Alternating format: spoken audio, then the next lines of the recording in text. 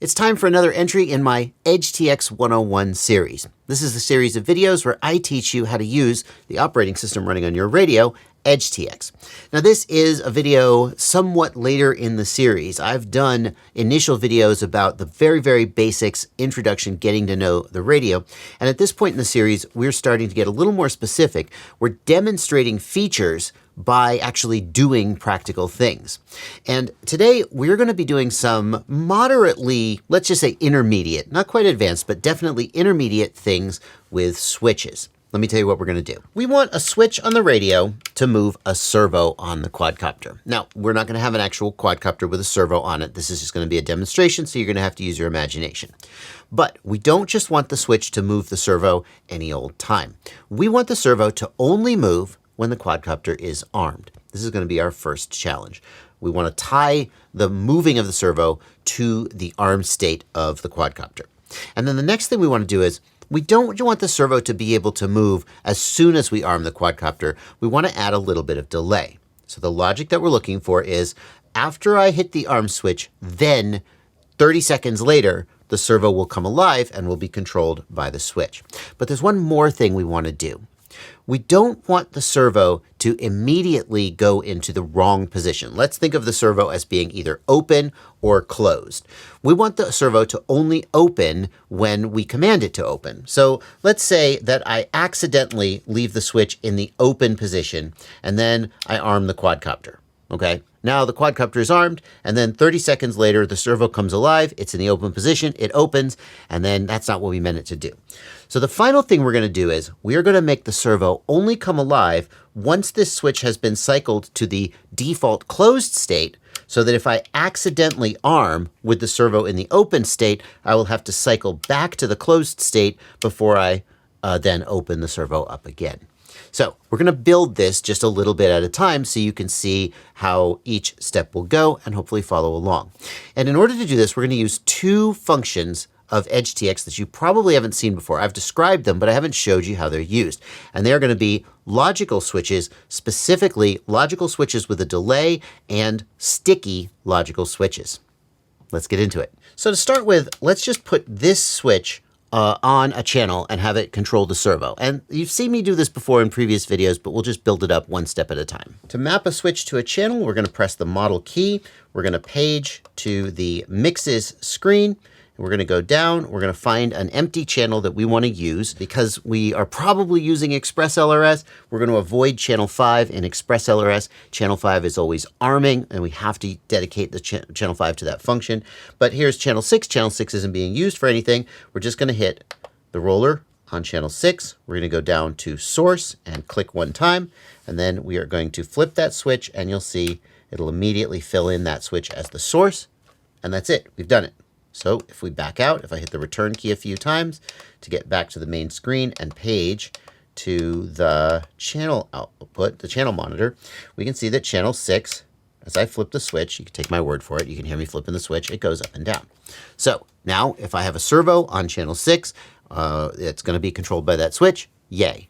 But I only want that switch to come alive when we are armed, when we've armed the quadcopter. So that's the next step. In order to do that, I can press the model key and I can go back to the mixes screen and I can go to that channel 6 mix and I can add, long press edit, I can add a switch parameter. So here the switch parameter makes this mixer line only become active when another switch is in a given position. So if I activate that switch parameter and I tie it to my arming switch, let's see, this is going to be disarmed, that's going to be armed. So now SA down, then that mixer line will only become active when switch SA is down in the armed position. So if I go back to my channel monitor, we can see that when switch SA is in the disarmed position, now channel 6 doesn't do anything. And switch SA is in the armed position. Now channel 6 is controlled by that switch. There's a couple things that are wrong here. And the first thing that's wrong is notice that when switch SA goes into the disarm position, the channel 6 goes to the mid position. And that's probably not what we want. When channels don't have an assigned value, they default to the mid position, but we want our servo to be full open or full closed. So we need a way to add a sort of default value for when the channel is disabled. Here's how we do that. I'm going to press the model key and page back to the mixes screen.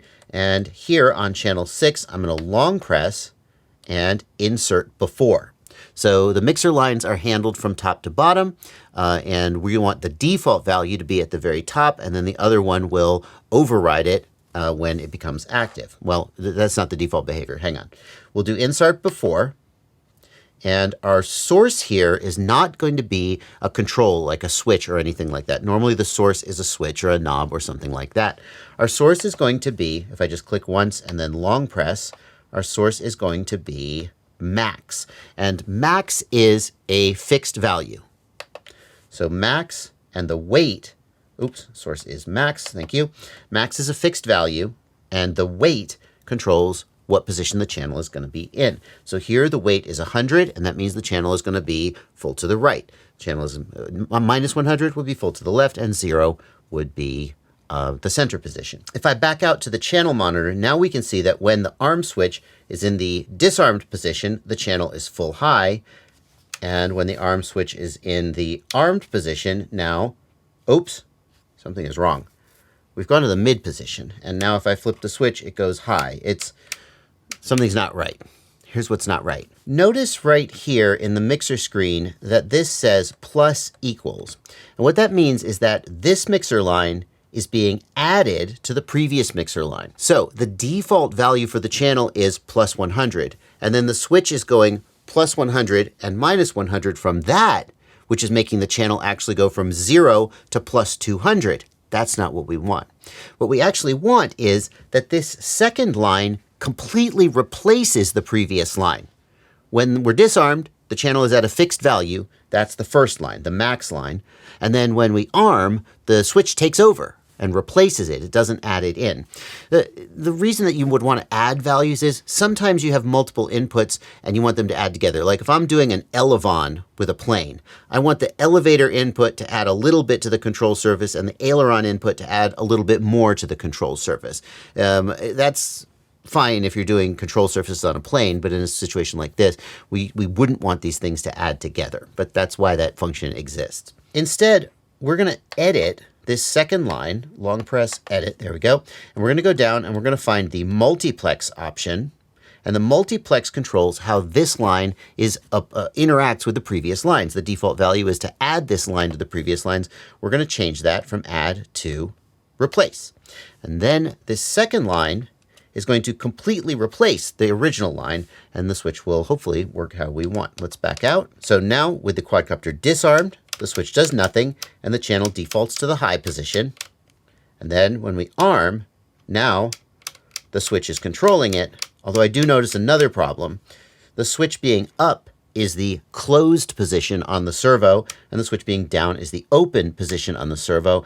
But when we disarm, the switch goes to the open position as the default. We've got that exactly backward. If you look at the channel positions, you can see that the channel is low for closed and high for open. So that's actually backwards. We need to change it so that when we disarm, the servo defaults to closed. And we'll do that by going back to the mixer, when we'll change that max value from plus 100 to minus 100.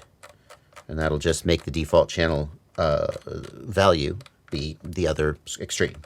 So right now we have the behavior we want. So far, we have that when the quadcopter is disarmed, the servo defaults to the closed position and the switch does nothing. When we arm, the switch takes control and the servo can be opened and closed with the second switch. The next thing we need to do is add this delay, where the servo doesn't become active for 30 seconds or so after we arm. And in order to do that, we're going to have to change things a little bit, because here in the mixer screen, there isn't any like delay parameter that makes this become active after a certain amount of time. We need to go to logical switches. Here we go, logical switches. And we're just going to take the first empty logical switch. We'll just use LO1 because this is an empty model. It doesn't have any other logic in it. And we are going to make the function be and just means that two things are true. And the and is going to be that the arm switch is in the arm position. So for V1, I'm just going to put it right there. And yes, it looks like now if we just do and SA down, this logical switch, see LO1 goes bold when SA down becomes true. When I flip the switch into the arm position, LO1 becomes true. Think of logical switches like a switch that can be in one of two positions, on or off, true or false. When this is bolded, that means the switch is true, and when it's not bolded, it means it's false or off. And that's it. We basically just got a logical switch that detects when switch SA is in the armed position, which is exactly what we've got so far. We haven't added anything to our functionality. But logical switches have the ability to have a delay parameter, and that means they do not become true until a certain amount of time after the condition becomes true. So let's just add, for the simplicity of the demonstration, let's just add a 2-second delay. Okay? So now when I flip the switch, watch how long it takes LO1 to go bold.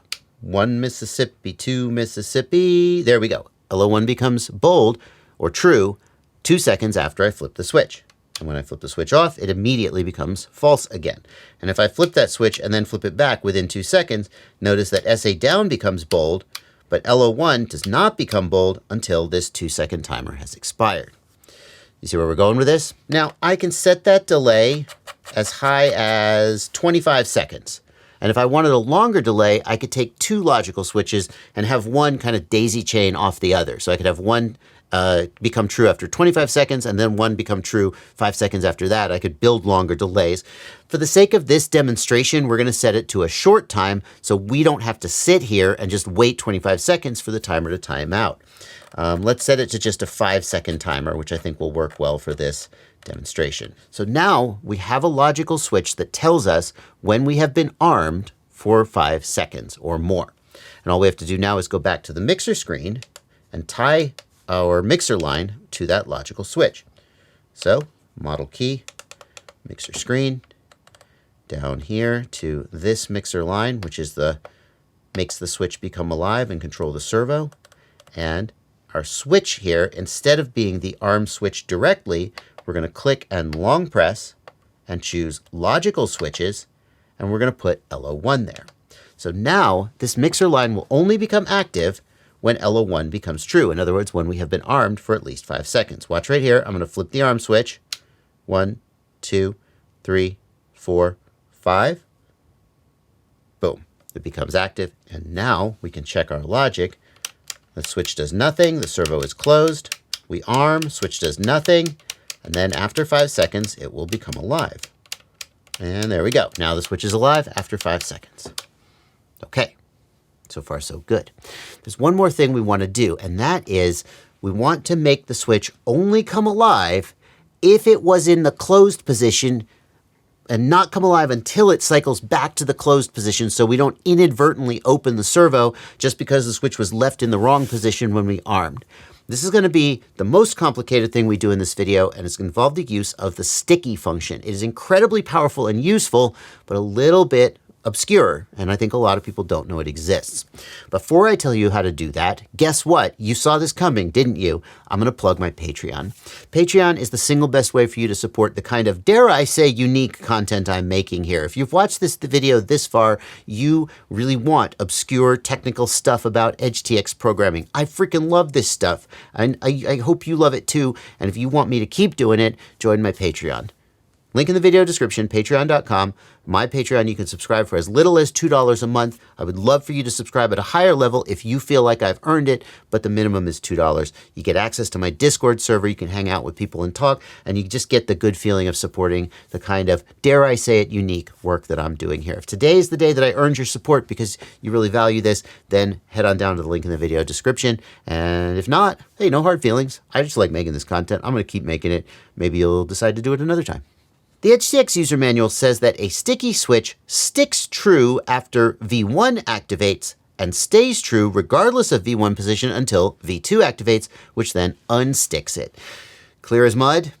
Basically, what a sticky switch is a switch that becomes true based on one logical condition and false based on a different logical condition. Normally, it's this logical switch is going to become true when the one condition becomes true and false when that same condition becomes false. But sometimes we want to activate the switch on one condition and deactivate it on a different condition, and that is perfect for what we're trying to do here. So there are two conditions we have to detect here. The first is that we are armed for at least 5 seconds, or 30 seconds in the real world, but 5 seconds for this example. We are armed for at least 5 seconds, and the servo switch is in the closed position, and that will cause the switch to become alive, and that's our activation parameter.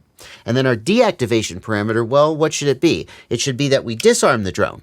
As soon as we disarm, the servo goes back to being dead again, and I guess that would make it close up again. Well, I don't know. That would be really tricky. I guess what we would really like to do is leave the servo channel in its previous state when we disarm, instead of going back to the default. If the servo was open, it stays open. If it was closed, it stays closed. I'm not sure. That would be really hard. I don't think we're going to tackle that in this video. But our activation parameter for the servo is going to be armed for 5 seconds and the switch in the closed position. Our deactivation condition is going to be disarmed. So the first thing we have to do is build a logical switch that can detect when we are armed for 5 seconds and the servo switch is in the closed position. Anytime you have more than one condition that you want to detect, you're going to build a logical switch. So we're going to go to the logical switches screen and make a new logical switch, LO2. And LO2 is going to be and as its logic. We're trying to detect two things, and both of them are true. That's an and. And the first one is going to be LO1. So a long press, logical switches, LO1. LO1 says we have been armed for at least 5 seconds. And the second one is going to be switch SD in the up position, which is servo closed. So LO2 will become true when we've been armed for 5 seconds and the servo switch is in the up position. That is our activation parameter. Now we'll back out one and we will go to LO3 and make the logical switch that is going to activate and deactivate the servo channel. And for that, our function is going to be sticky. There we go, sticky. And V1, we're going to long press, and that's going to be logical switches LO2. So that's our activation parameter. LO3 will activate when LO2 becomes true. And LO2 means we've been armed for 5 seconds and the servo is in the closed position. And it's going to deactivate, that's V2. So V1 is the activation parameter, V2 is the deactivation parameter. V2 is going to be when this arm switch is in the disarmed position, SA up. That's it. So let's just test these logical switches. Anytime you're building up one logical switch, which depends on another, which depends on another, it's really good to build them up sort of one step at a time and make sure each one works as intended, because then if you build them all at once, one of them will break and you won't be sure which one has broken. So let's put the servo in the open position and let's arm. And after 5 seconds, LO1 will become true. Okay, LO1 has become true, but LO2 has not become true until we put the servo in the closed position. Now LO2 becomes true and LO3 triggers. Now we can flip this servo as much as we want, and LO3 is not disabling. The servo is still alive until we disarm, and now LO3 becomes false again. And of course, if we rearm, that logic should repeat itself. 5 seconds. Yep, LO2, we have to be in the closed state and armed for 5 seconds. LO3, great. That is working as intended. The only thing then we have to do is go back and we tie that mixer line to LO3, which is our new sort of trigger for unlocking the servo channel. So here in the mixes screen, we're going to go down to this line, which becomes, this is where the servo becomes controlled by the switch. We're going to edit that line. We're going to go down to the switch parameter. This is the switch that will activate and deactivate the mixer line. We're going to long press logical switches and LO3. So now that will only become active when LO3 becomes true. Let's test it out. Here we've got channel 6. It is in the off position or the closed position. We are disarmed. And if we just arm for 5 seconds, 2, 3, 4, 5, roughly 5 seconds. Now, if we begin flipping the switch, yes, the servo channel is alive. If we leave the servo in the open position and disarm, and then rearm, after 5 seconds, nothing should happen. This should not go open. And it hasn't. Until I close the servo, and now the servo is alive, and I can open and close the servo. Everything is working as expected. I told you that I wasn't going to dive into remembering the previous servo value and holding it. That's super complicated. And now I've thought of a way that I could do it. It involves global variables. What you would need to do is make the servo be controlled by a global variable, not the switch position, and make the switch position modify the global variable, but only sometimes. That's pretty complicated, and I still think I'm not going to dive into that today. But what I am going to link you to is another video involving global variables, which are definitely advanced, way advanced. But if you're interested in getting even deeper into some really cool and powerful functionality, I'll put a card on screen to that video and a link in the video description below, and you can go check that out. As well, if you're just getting into EdgeTX, I'm going to put a link to the playlist with all of these videos in it. They start at the very, very beginning with just baby's first radio, the basics of setup, all the very, very basic stuff, and a lot of the stuff that I'm kind of glossing over in this video. If you're like, wait a minute, what is the model screen? What is the mixer screen, the input screen? It's all in this playlist. Please check it out. Link in the video description as well. I will see you there.